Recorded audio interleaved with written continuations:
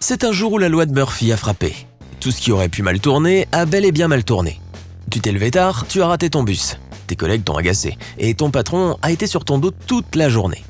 17h, il est enfin temps de rentrer chez toi.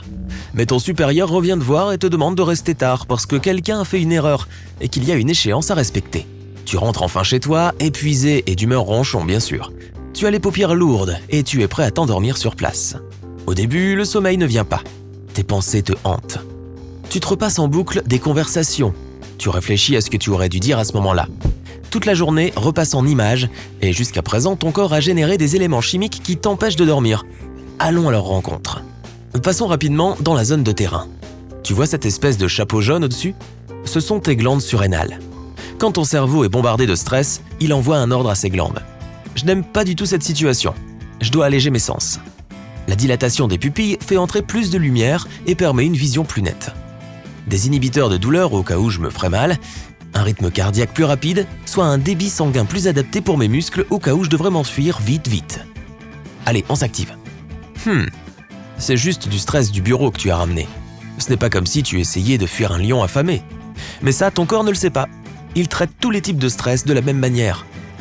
Je veux dire, si tes pommes deviennent moites quand tu es nerveux, c'est pour avoir une meilleure adhérence pour grimper aux arbres.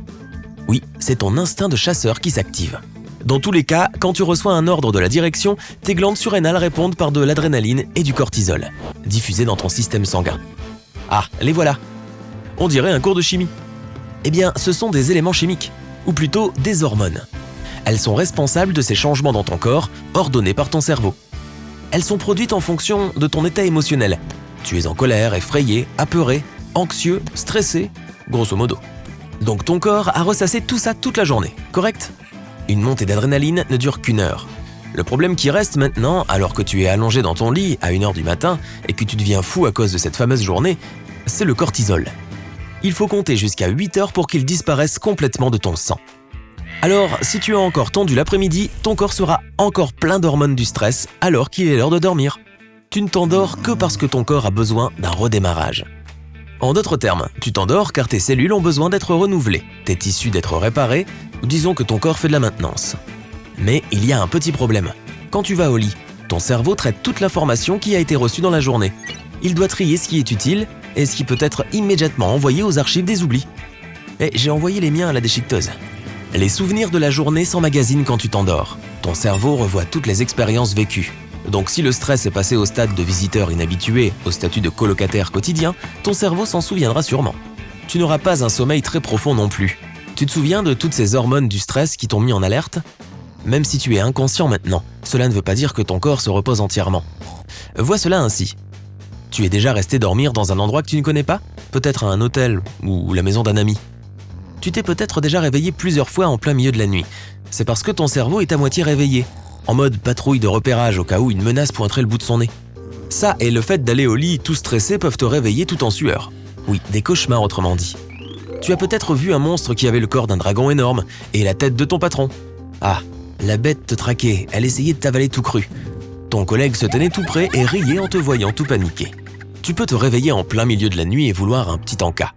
Cette hormone du stress augmente l'appétit, surtout pour de la nourriture sucrée ou salée, mais mauvaise pour la santé. Car tout ce qui est sucré et gras te fait augmenter la dose de dopamine. De plus, ton corps veut du sucre pour avoir de l'énergie, pour distancer ce lion, ton patron. C'est d'ailleurs comme ça qu'une vie stressante peut te mener à prendre du poids. Maintenant, tout comme l'adrénaline, le cortisol rend pas mal de bons services pour le corps. Il contrôle le sel et l'eau, la tension artérielle, le taux de sucre et il régule le métabolisme. Mais dès que les niveaux trop hauts de cortisol deviennent trop fréquents, le vrai problème arrive.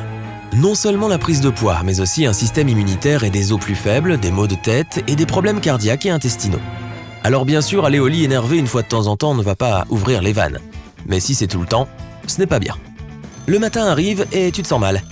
Tu te regardes dans le miroir et tu vois les conséquences d'une nuit sans repos. Des cernes.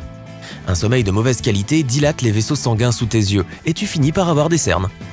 Avec le temps, l'adrénaline et le cortisol peuvent aussi ternir le teint, provoquer des rides et donner des cheveux grisonnants avant l'âge. Tu as l'impression de ne pas avoir dormi du tout. Ces nouveaux souvenirs te reviennent en pleine figure dès que tu ouvres les yeux le lendemain matin. Tu es allé au lit tout bougon et tu commences la journée suivante du mauvais pied, un cercle vicieux. Tu prends une douche matinale pour te rafraîchir et mieux te réveiller, mais tu aurais dû le faire la veille. Une douche en soirée détend tes muscles et contrôle la température. Tu es un peu plus froid quand tu sors et cela signale à ton corps qu'il est temps d'aller au lit. Tu peux aussi dormir avec une couverture plus lourde. La pression te donnera l'impression qu'on te fait un gros câlin. Cela fonctionne un peu comme cela aussi. Cela permet de libérer de bonnes hormones comme la dopamine et la sérotonine. Cette dernière est primordiale ici.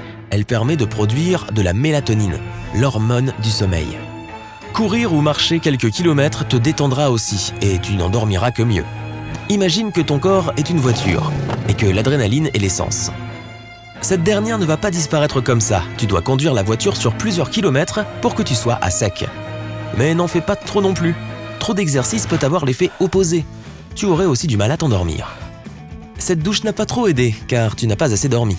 Alors tu prends un double café americano pour prendre une bonne dose de caféine. Cette dernière augmente ton taux de cortisol, tu es donc en alerte et tu es même au taquet lors de cette réunion matinale. Ton patron ne va pas trop apprécier.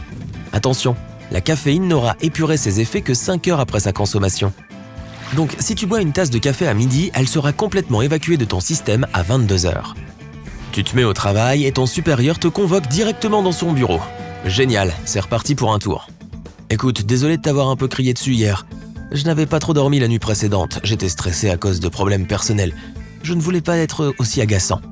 Et c'est là que la réalité te frappe. La vie nous envoie constamment des épreuves stressantes. C'est la façon dont nous y réagissons et dont nous y remédions qui importe le plus. Et cette découverte va te faire sourire pour tout le restant de la journée. Si tu as appris quelque chose de nouveau aujourd'hui, alors mets un like à cette vidéo et partage-la avec un ami. Et voici d'autres vidéos que tu devrais apprécier. Il te suffit de cliquer à gauche ou à droite et de rester du côté sympa de la vie.